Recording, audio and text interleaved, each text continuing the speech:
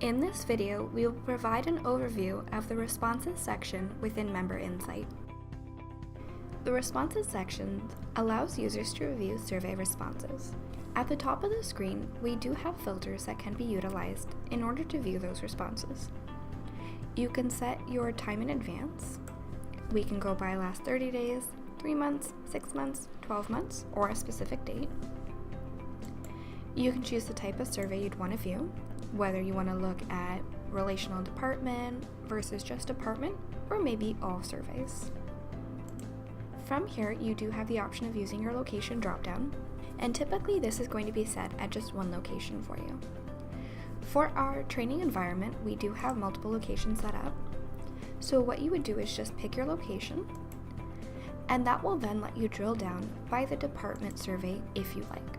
So maybe I only want to see the responses from my spa department at the Desert Tennis Club. Now you might have noticed that our NPS score will change based upon those filters that you've applied. So if I actually change this back to all locations, okay, and all surveys, okay, my NPS score did change. On the left-hand side of the screen, we also have some more filtering options. You can choose to search by a specific comment or recipient,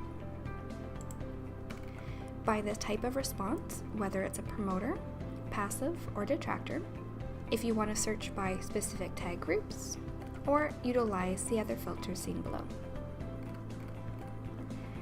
Below the filters at the top, notice that we have 3 emojis across the screen here. When you hover over, it will show you the percentage. So the blue smiley face is your promoter responses, the gray straight face is your passives, and the sad red face is your detractors. As you look through your responses, you'll notice that the emoji will be seen beside the response as a quick way to know what type of response this member has provided. By default, your detractors are set up to automatically be added over to your to-do list. However, if you are taking a look through the responses and notice that a passive or promoter has provided you with a comment that you would like to follow up on, we can manually add them to the to-do list by clicking the Add To Do button. If the member is responding to a relational survey, it will have their name as well as the club name.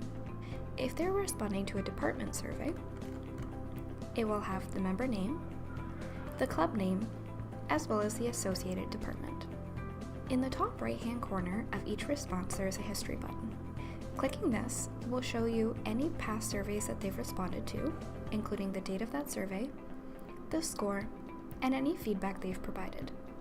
If you do interact with that member, such as leaving them a voicemail or following up with them at the club, any interactions you have with this member will also be seen within the history. Beside history, there is a note section. This is optional and allows you to internally include a note that will then be included in the History tab here for you. For the department surveys, there typically is a section within the response that says Click to View.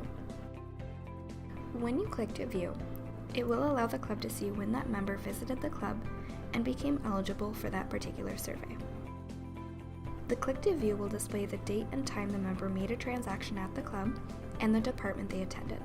If the member visited the department more than once in a day, there will be 2 entries with different timestamps.